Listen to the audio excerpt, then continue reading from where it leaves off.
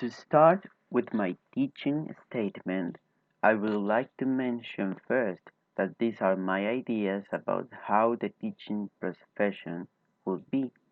Also, some of my experiences, specifically in the college, and some of the documents I have read in the course of my career.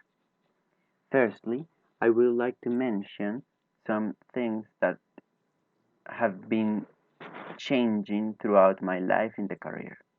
So, when I firstly started studying to be a teacher in college, there were a lot of doubts about how would be my performance in the future. Initially, there wasn't really a big interest regarding education, and I used to saw those learning theories and legal documents, such as the Ley 115, as something that I might memorize just to present an exam or a paper. When I joined the career, my full interest was in both Spanish and English. Even though I have some familiars that are teachers, I feel that they weren't really the reason for me to join this career, but the experiences in school with the literature and English. I also considered the fact of being a really quiet person as an impediment, as it has been throughout my life really difficult to speak with others. As I started progressing in the career, there was a bigger emphasis in the pedagogy and investigation courses that started building in me a recognition of the importance of the career and what it meant to me to be a teacher. I feel that I have a huge responsibility as a teacher that goes from my preparation to the recognition of the constant updating of information regarding the educative practice and learning itself. That responsibility has to do as well with how I influence on the future of different individuals and how having a poor basis will mean leaving people with a lackluster process. Specifically, the course Construcciones Curriculares started posing all these questions and creating a more analytic and reflective point of view of the legal document.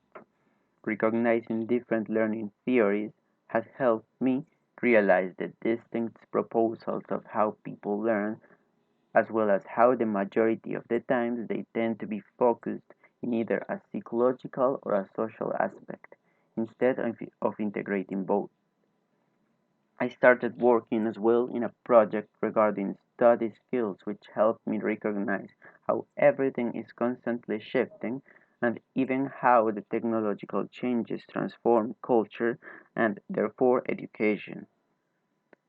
About the theories, I feel like the constructivism is the theory that fits me the most as I trust in regulation, the determination of the context in learning, appropriation, and the active construction of knowledge by the students, as well as the mediation by the teacher, and cooperative learning, which is really important and focuses specifically in the social part of learning. It is also related to the understanding of study skills and acquisitions of habits as a possibility to potentiate academic performance and reflection in the learning processes, as well as an experimentation with technology as a way to improve volition towards different topics. It also influences a lot of the, for example, theories or proposals regarding technology, for example, the distributed technology, which I'm going to talk about later. So now I'm going to give some ideas about some of the beliefs that I have about the documents that I have read that configure the way I saw all these topics: technology, learning of languages, how our society is constantly shifting, evaluation, and the law as well as the methods and approaches constructed by the language learning theories as well as the learning theories. Firstly, technology is an important topic that has been talked about specifically in education throughout the last years. Some definitions take technology as the processes that respond to practical problems of the human. According to Quintanilla As human being transforms and create technology systems, technology also configures the cultural dynamics of different contexts, but in both in infrastructure as in the way we think as well. For me, technology, especially nowadays, implies a shift in the roles for the teacher and the student, as well as the recognition of other contexts we were learning or where learning is taking place. I bring as an example the proposal of Brown 2008, where technology is not used for the same things we could do in the classroom, but to produce new things with new tools. I think that some communities in the internet, as mentioned by Brown, the fanfiction.net, help people build an identity intervened by acceptance, sense of belonging, sharing stories, receiving feedback about their participation, and read with a critical eye. I think technology gives some tools and helps the sharing of meaning through multiple modes of representation, such as image, sound, color, videos, etc. We could talk then about digital literacy as the third literacy skills apart from the reading and writing of printed text, as mentioned by Lewis, Schiebel, Corwood, Hassett, 2010, talking about distributed cognition. So I will quote them in the following uh, sense. In a digital age that allows for multiple, multimodal, and multifaceted textual representations, we examine how the cognitive process of knowledge construction has changed. While literacy skills are still rooted in reading and writing, new literacy practices involve multimodal texts that extend beyond the print and foster distinct styles of engagement and practice. So, to continue with the topic and my opinions about technology, I believe that the use of technology implies participation in new spaces over the information published. The difference of each individual and how everyone experiences or has experiences facility in specific areas and how there is a collective intelligence and a constant collaboration.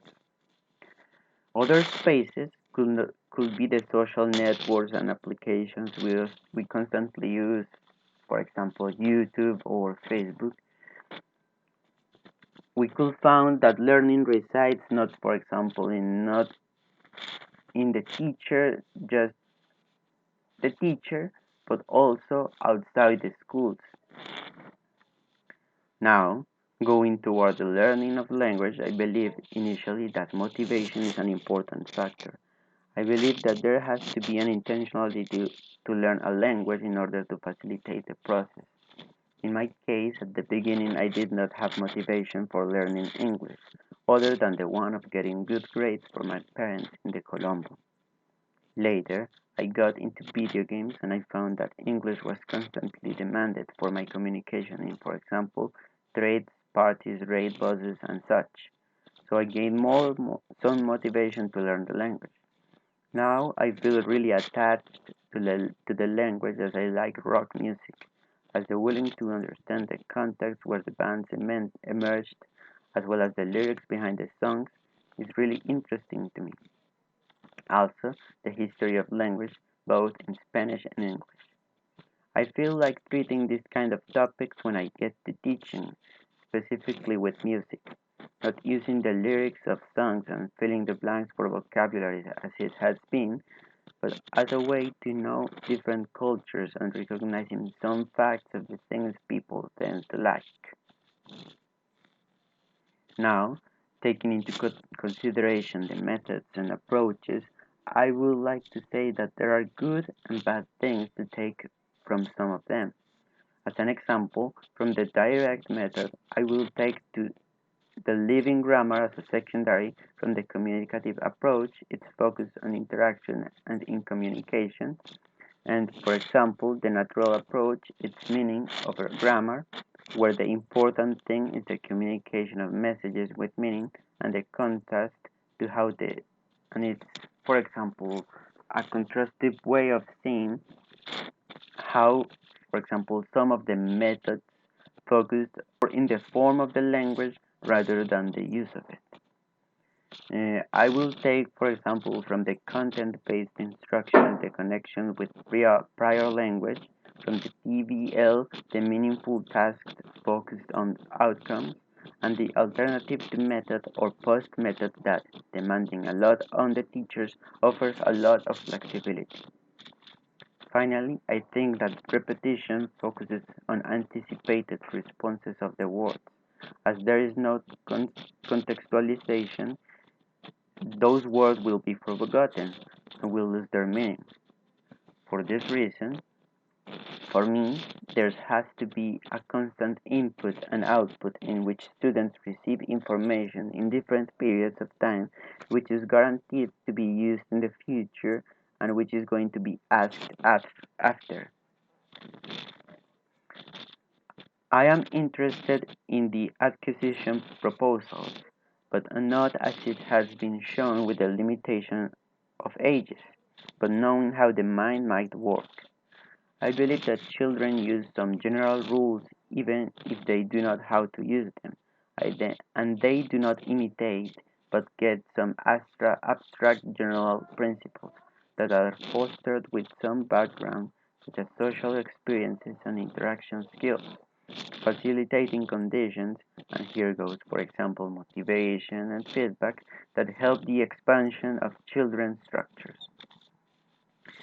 Now, my positions from the law, specifically here in Colombia, I would like to mention that their focus has been that on the commercial use, for example, in English.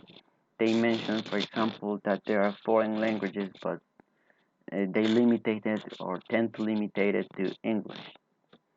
This sometimes tends to be frustrating, and that not just, for example, for ourselves as teachers, but how it's going to be applied in the schools and how it might be frustrating for the students.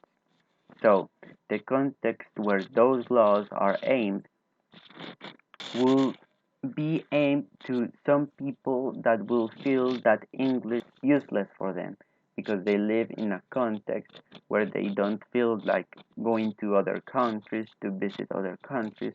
So for them, the English is completely useless. Also, I would like to mention or the proposals by Guerrero 2009, which mentions that Colombia has a variety of languages that should be seen as resources and not as problems, and the law has always put Spanish and English as the principal languages, ignoring or giving less importance to other cultures with their own languages. For me, some of these proposals of the laws, however, are well sustained, but are proposed to a context that is constantly shifting and will seem not as contextualized later. I think that the integration of disciplines they propose is really interesting and could give other points of view for either math, English, or other subjects. Finally, evaluation is something that also changes as it focuses in other proposals that mention the formative assessment. That means that instead of focusing in the results, it will be on the process, taking into consideration strategies of auto-regulation, such as peer assessment and assessment, but the self-assessment, and the proposal evaluation that is permanent and continuous and a continuous process which focuses on learning and real tasks. So everything is going to be contextualized. So we do not need to leave behind, however, those scores, for example, from the summative proposals and the preparation of tasks and the constant look for usefulness of those texts and try to give some constant results about how those, for example, summative texts give some evidences of what was obtained in that whole process of the formative assessment. So, to conclude, for me, being a teacher takes a lot of responsibility, and how it's often mentioned implies the constant actualization of our practices. We should not get into one proposal about how reality, and in our cases, how learning works. I think technology is what might shift entirely our reality, but not moving out the teachers, but changing the role they have in their practice. Also, how the informal learning takes more and more importance in how people learn, either in the city or in the internet.